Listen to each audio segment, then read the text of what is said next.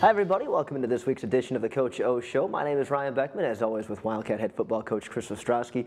Coming up on this week's show, we'll take a look back at another Wildcat football game that goes right down to the wire. We'll talk with defensive line coach John Parella, and we'll look ahead to the Wildcats' last road game as they're on the road to Big Rapids to take on Ferris State on Saturday. But Coach, another one of those games, 27-24 loss to Walsh, and it goes right down to the wire. But your thoughts on the game? Yeah, you know, it's not been easy, Ryan. I mean, you know that, but you know, it's been one of those situations where every opportunity that comes up for us in terms of how we base our challenges, well, we're going to really judge it as just that. It's an opportunity to grow and get better. And depending on who you are and what your objective is, if you're pro the program and you see what we're doing and you see what we've built, you see that we're one play away really from being a 6, 7, 8 win team. If you're going to involve yourself in not being pro the program, you're going to say, well, there's a lot of other plays that lead up to that moment that equal losses. I don't deal in negative, the program won't, and we're really, really close to being a good football program. We got to figure out ways to finish. When you look back at the game on Saturday night, I've had some time to look back. What do you take away from that game? You know, I missed opportunities, some real lack of execution late, and at the same time, I think it was a situation where we persevered and played well early and made some plays as well. Terrence Dye, it seems as the weeks go by, the guy's getting some more confidence and getting some more carries. What did you see from him? Right, Terrence Dye is a young man that just keeps getting better for us and keeps growing in the program, and he's just a really committed member of the team, if you will, and he'll continue to grow as his role gets bigger for us. On the defensive side of things, Brent Showers with 7 tackles, a guy that's seen a little bit more playing time the last couple of weeks. How have you seen him progress? Yeah, you know, I tell you what, Brent Showers is a freshman, true freshman. I think he played almost 70 plays on Saturday. I'm just so proud of him. He did a great job for us, and you can see on that kickoff return, he sold out. Just made a phenomenal block for us that sprung Keyshawn Walker on that electrifying touchdown late in the game. So I'm really happy for Brent and excited to see him grow. Well, you bring up Keyshawn Walker, a 100-yard kickoff return for a touchdown, which is an NMU record, and it really right? it is an NMU record, and it really kind of electrified the crowd at that point of the football game. Yeah, you know, at that point, you really feel great about it, and it's making plays, and it's one of those deals where programs that are struggling don't make plays like that. It's an unwillingness to quit, and at the same time put us in position to win the game. We weren't able to close the deal. Absolutely, and now it's right back to work and getting ready for another week. Like always, man. Sunday's Sunday, Monday's Monday, and we judge it the same way. Absolutely. All right, Coach, we'll talk more about this game coming up. We'll talk with defensive line coach John Parella next, right here on the Coach O Show. The Coach O Show is sponsored by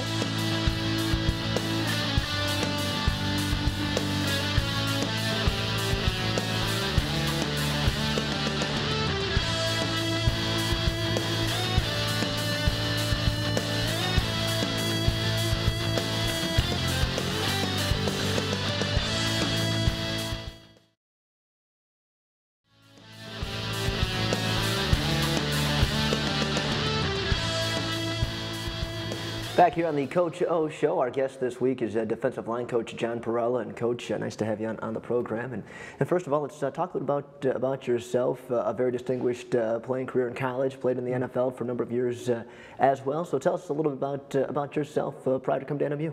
Oh, thank you. Yeah, I played football at the University of Nebraska, where I got my degree, and real blessed to do that, and real blessed to play 12 years in the National Football League.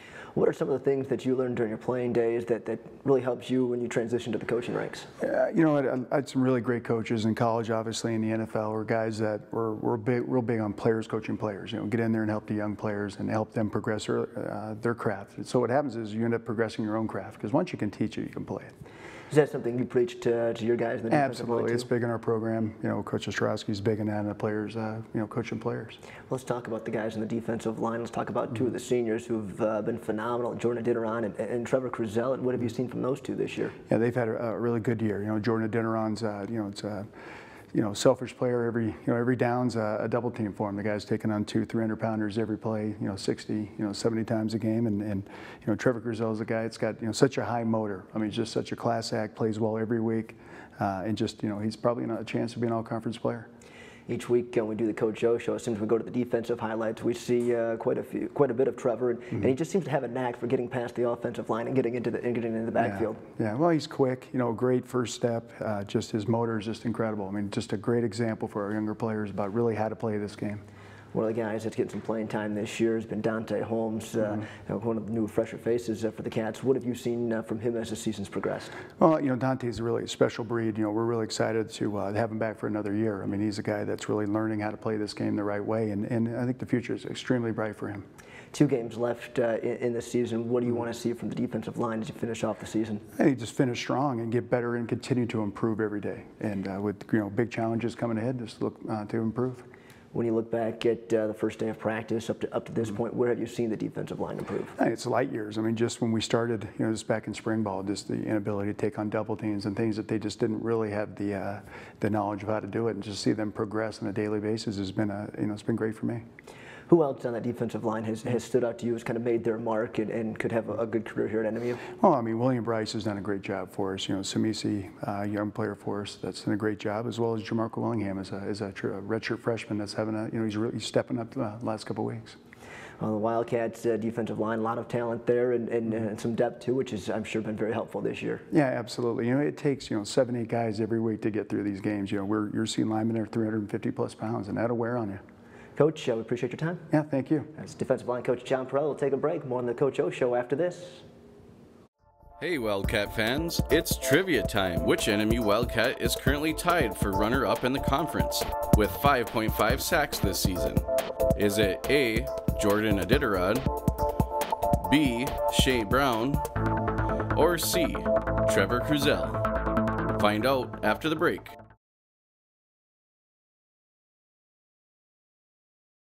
Which NMU Wildcat is currently tied for runner-up in the conference with 5.5 sacks this season? The correct answer was C, Trevor Cruzel.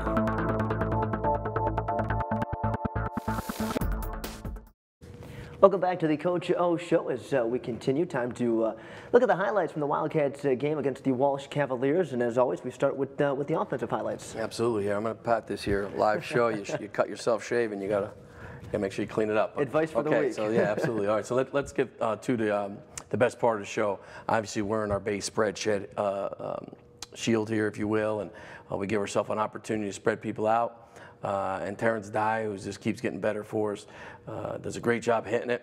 And a lot of space there because of our alignments, gets upfield and puts us in position to get a score here. And again, we say this is a teaching tool for our offensive line, and that's that view, and we'll do a good job teaching there. And that was a good run for us and a big moment in the game for certain.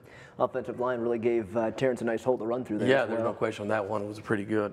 Okay, now we get into a little bit later in the same segment. I think it's the second down after that one. And we do a great job. And again, we're in a 7-man protection scheme, and we feel like we got a little bit one-on-one with our guy, and just does a great job on a double move, Marcus Tucker. And Shea puts it up in the air and leads them. And we talk about putting the ball and letting them run underneath it. And that's really a fluid, really good touchdown. That's what our offense should look like each and every time we get the ball, and that's good execution and an exciting part of the offense for sure. But again, as you see it, really a good throw, and Marcus just runs right underneath it, put ourselves in the end zone, and exciting part of the game right there. 102 yards receiving for Marcus Tucker on the day. It's the third time this season he's gone over 100 yards on the receiving side. Yeah, he's really having a nice year for us, and he keeps getting better every week. So excited for Marcus, as you know. And, he's a leader for us. Absolutely. And all those things that we talk about all the time. We get into a set here late again, and we get another double move when we get a pump, and this is a great play for us. And now this is JT Jerson. That's right. Wyatt Jerson's cousin, who we're excited about both these guys back next year, and we're able to isolate JT, who's a real versatile player for us. Plays a little bit of quarterback. We put him in H-back, and he's a football player. He understands it, and Coach Parella talked about players coaching players. I think that's critical to finding success. And JT's just a smart football player and understands the game and does a good job catching the football here and putting us in position to score. I think when we look at that play right there too, it's just the time that Shea Brown had to go through his progressions and find his wide question. receiver. He was there forever, and a great pocket and calm and cool, and that's how you got to be. You got to have that demeanor in the pocket. Well, we talk a little about JT Jurison as a wide receiver there, makes the catch. Put him at running back during the game. Kind of a very versatile guy. Yeah, versatile player. He reminds me of a player when I was a kid, played for the Dolphins. He was actually Dan Marino's backup. His name was Jim Jensen. A lot of guys don't remember. I'm a quarterback historian, crazy guy. And Jensen would come out and he played tight end and he'd be a fullback. And we'd watch that on Sundays. And he was Marino's backup. So he reminds me a little bit of Jim Jensen for guys that remember that. How valuable is it to have a player like that? I think you got to have them. You got to have people that are able to play different places and adapt to change. And JT gives us some versatility. Overall, what did you see from the offense in this football game? It's one of those deals where it's a little tough. I think that we made plays at times, and then didn't. Shot ourselves in the foot at other times. But for the most part, I think we did some really good job getting it done up front. We had over 100 yards rushing. We threw the ball at over 50% again. We were perfect in the red zone. I believe we were 4 for 4 in the red zone. So overall, those kind of things were good. Coach, appreciate it. We'll take a break and look at the defensive highlights next here on the Coach O Show. The Coach O Show is sponsored by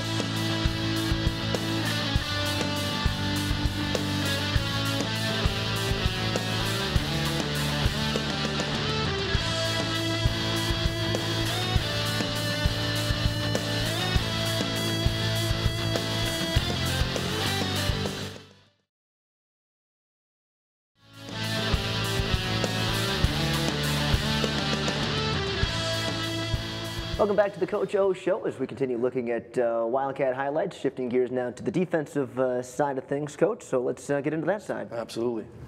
A couple clips we got here, our 3 clips, I think show our overall base in terms of physicality and our effort base. I mean, critical on the defensive side of the football that you play with unrelenting energy. And I think you see 11 hats at the ball here. This was a big down. And they kind of crease us a little bit, but then we do a really good job of rallying to the football, if you will, and there's 11 hats around the ball, and I thought that was a good team play for us. And again, just able to put as many bodies around the football as we possibly can with that clip there. And then as we move forward here, we show a different view, and this is a young man that's going to be a showcase player for us here. He's in the middle there, in the middle linebacker play. He's going to be those guys that you look back and you say, whew, man, he was the freshman who became a sophomore and a junior. Rockford High School product, which is one of the premier programs in the state of Michigan. And, just excited for him, and he really played. He really came out and played on Saturday, and that's how a linebacker's supposed to play. That's how he's supposed to fill a hole, and he's supposed to really lay the boom, if you will. So I'm happy for Brent. He's a great kid. Was a great recruit for us. He's a heck of a baseball player and all those things in high school. So we're excited for him, and he's going to be a great player in the program. Yeah, that's the guy we talked about in the open. That would be Brent Showers. So. Sacrifice his body and just make plays like a football player does. And then this one here, I thought was critical to finishing the segment off and understanding you're going to miss some of these guys. The Trevor Crizells, the Jordan Ditterons, the Kelvin Smarts, if you will, the Brad Kotzes. And this one, I think, goes without mentioning. Nick Krause has been a great player in our program, and he's got about 2 weeks left in his career. And this is Nick Krause. This is Nick Krause being Nick Krause, and reads it aggressive, physical, fast, all the things you want. And he's really been a showcase player for us in the program. We're going to be sad to see him go. Talk a little bit more about Nick Krause, preseason All-American this year. What have you seen from him this year, and even throughout his career here at NMU? Yeah, I think he's been relentless. When we took the program over 3 years ago, he was corner. He was a guy that there wasn't a whole lot of plan in place, and we immediately moved him from corner to linebacker, and it's been really great ever since. What he does is he plays the game with an incredible motor. He's just going, and because of that, he's a step ahead, and he plays the game with physicality, and he's got some football intelligence, and that usually makes for a heck of a football player. Well, early in the program, we spoke with defensive line coach John Parella. Let's talk a little about Coach Parella and what he's brought to the staff in his first year. I think Coach Parella is a critical component for us.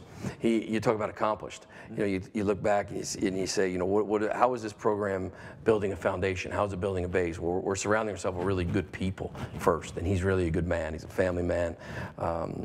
and he comes with his wife and 5 kids, you know, a whole bunch of things going on. 5 kids, 4 boys and a girl, and so we're excited for John and his family. But you're talking about one of the 100 most celebrated players in the history of University of Nebraska, which is a football school. Absolutely. Okay, and then went on and played for the Oakland Raiders, this long-term San Diego Chargers, started his career with the Buffalo Bills. So he brings instant credibility with our players. And then you got to have substance. You know, all that is good for the first meeting, but then every player wants to know that they're going to get better. And he every day gets better in our program, and he's one that we're excited to have. And those guys on the defensive line, from your standpoint, I know we talked about them a couple times on the show, but once again, just tremendous talent on the D-line. And obviously have gotten better. Obviously have grown and learned, so we're excited for those guys. Overall, what did you see from the defense on Saturday? You know, overall, you know, again, you know, it's tough. You know, we don't make some plays late in the game that we should have made that equal us to win, and to sit here and be all like it's all great and good. I mean, that's not reality. But I thought we were really physical early, and I thought we completely controlled the tempo for about 3.5 quarters. You know, we'll continue to move forward with it. All right, we'll take a break. More on the Coach O Show right after this.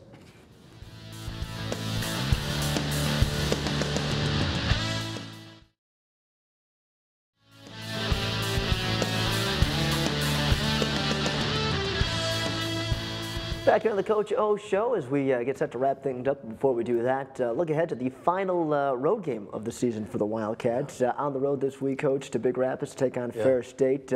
As of this week, number 5 team in the nation, and just a really strong football team. Yeah, I mean, they're top 5 in the nation right now, and they're really good, led by a quarterback that's electric. I mean, he is as good a football player as there probably is in this league at this point, without question. And but they've got a lot of really special players. They're doing a good job.